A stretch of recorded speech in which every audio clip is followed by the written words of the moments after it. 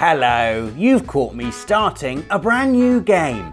Press any button to start. I know. God. Anyone would think I haven't been playing video games every spare second of my life for the past 25 years. Anyone else feel like that when you're booting up something new? Like there should be a fast lane option so we can just get right into it. You know, tutorials off, user agreement automatically signed. Yes, you can own my soul for eternity. Just show me the multiplayer. Character class picked, hair 1, beard 10, name Rhaegarys Targaryen. Let's go and kill things. Because let's face it, video games, we have been playing you for a long time now. We know what we're doing. We've grown up. You can let go. Let us run free. We'll behave, we promise.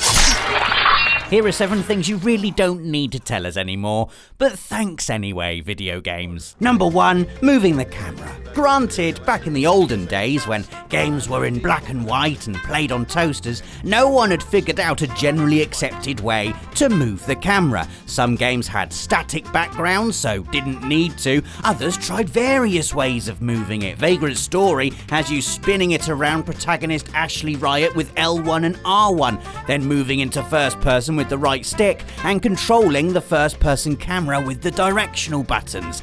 Other games had inverted camera movement as the default option. Some inverted the X-axis but not the Y, some vice versa. So yeah, fair enough. In the olden days, we had to be told how to move the camera. But the bubbling magma of video games' formative years has, in 2019, cooled into a smooth, consistent crust. There's an accepted norm nowadays, isn't there? Camera movement is on the right stick and is non-inverted by default. It's been that way for so long now that my thumbs just instinctively know what to do as soon as I'm in a game. So let's be honest, we've got a pretty good deal in 2019, haven't we? Uniform camera controls across pretty much all games.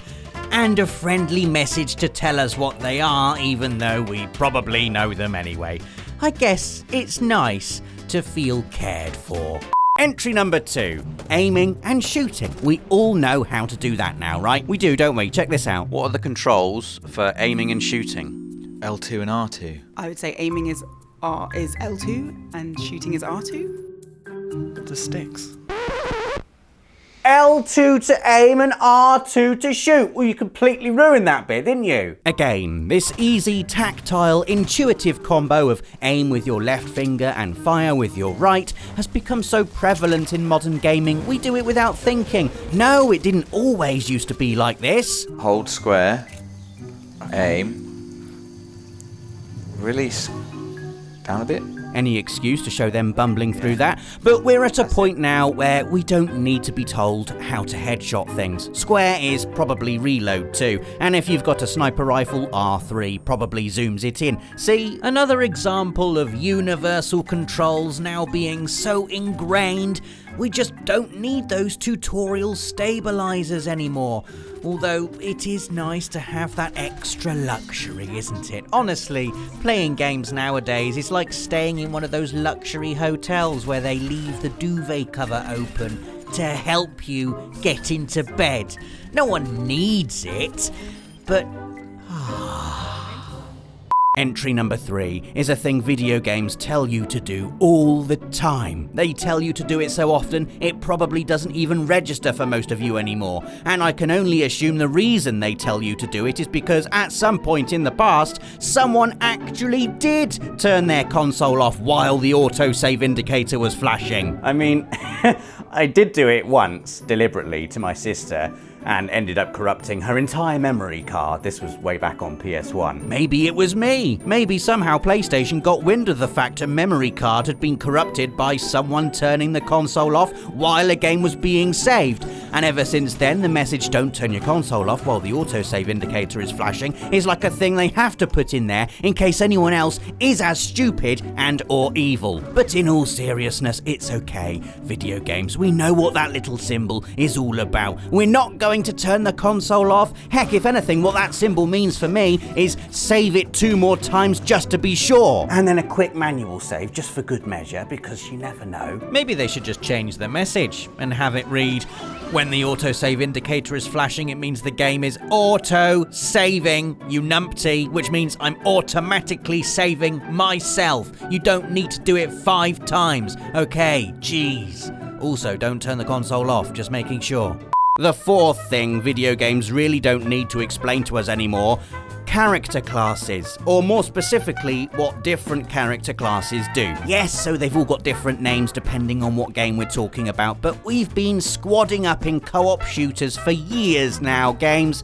We know what's what. In fact, I'm just going to rattle off these classes by heart, just to prove that I don't need to look at the descriptions for any of them. Okay, so first of all, you'll have your assault class, and they'll be like not too big, not too small, sort of, you know, your average Joe. They'll have like an assault rifle, maybe a couple of grenades, decent all-rounder. Then you've got your sentinel or defender or whatever they're called, and they're usually massive, big and lumbering and quite slow, but they have really high defense and really high health, and they've usually got like a rocket launcher maybe and a shield. Then you've got the rogue or similar, and they're always really slim and nimble and quick, and they'll have a sniper rifle and a special invisibility power that they can activate for 20 seconds at a time by pressing left on the D-pad. And then finally you've got the medic, which I don't even need to bother explaining, because let's be honest, whoever plays as a medic. Entry number 5 is something that always brings a smile to my face when I see it, because it's usually in JRPGs, and I like to imagine the confused question marks dancing in the eyes of people like Nathan and Dave when the mechanics are being explained to them, and we get to the kicker, the one that doesn't really need explaining. When your HP reaches 0, it's game over. Often this message or something similar will flash up halfway through a boss battle, right before the silver platter with your arse on it has been brought out the kitchen and handed to you. I know, games, thank you. I'm not dying on purpose. Often this message, the tutorial equivalent of a condescending hand on the shoulder, will come hand in hand with an offer to lower the difficulty. Well, games, let me tell you exactly how we respond to backhanded gameplay hints like that on PlayStation Access. Yes, I will try it on easy mode, thank you. But really, games, I know you're trying to be helpful. I know you're trying to make us feel better in our time of noobish suckage. But telling us it's going to be game over when our health bar runs dry is not going to suddenly transform us into some kind of hack and slash savant, is it? Just please, let me be bad at games in peace. Thank you. Entry 6, how to stealth. You don't need to tell me how to stealth, games. I know how to be sneaky. I know that pressing X to crouch makes me harder to spot, and that walking into enemy line of sight is a bad idea, and that if I manage to sneak up behind someone, I can one-hit remove them from the world with a simple yet well-earned tap of R2. I'll tell you why you don't need to explain stealth to anyone ever, video games, and that is because there are 2 types of people. There are people who like stealth, people who've played Metal Gear and will just naturally be stealthy even in games that don't have stealth mechanics. We're the type of players who will pick through entire areas in Uncharted 4 without alerting a single enemy. We'll neck snap our way through areas specifically designed to enhance the impact of blockbuster, hip-firing, chasm-swinging action and be on our happy, quiet way, thank you very much. We don't need telling how to be stealthy, okay? Then there are people like Nathan who don't have a stealthy bone in their body. Heavy-footed, heavy-thumbed, clod-hopping noisemakers who sprint and shout and shoot their way through everything, even if it's an actual stealth game. And the reason you don't need to explain stealth to these people, video games, is because they don't flippin' listen anyway. The final entry on our list of 7 things you really don't need to tell us anymore, thanks games, is when you tell us to save our game right before a boss fight, like we don't already know the boss fight is coming. You know, we've seen the 27 potions you've left lying conveniently on the floor. We've heard that the music has stopped. We've seen the corridor we're in is about to balloon into a big circular arena-type room, and that there's no way out.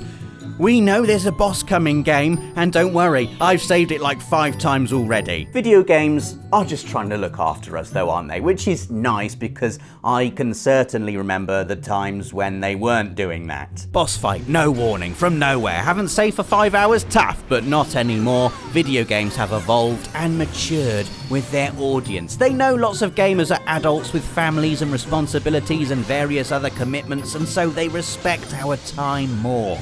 And part of that is telling us, save your game. Save it at this point right here. Save it and heal yourself. And here's a handy NPC to tell you, hey, if you go past here, you won't be able to come back. There might be something dangerous. Be careful. So what we really mean to say, video games, is thank you, but we've got this, okay? Rob, no, the autosave indicator is on! There we go. 7 things you really don't need to tell us anymore. Thanks, games. And here are 4 things I really don't need to tell you, but here we go anyway. Number 1, like the video. Number 2, leave a comment if you can think of any examples we've missed. Number 3, hit the notification bell to stay up to date with all our content. And 4, come back here next week for another Friday feature. Thanks for watching. For the players.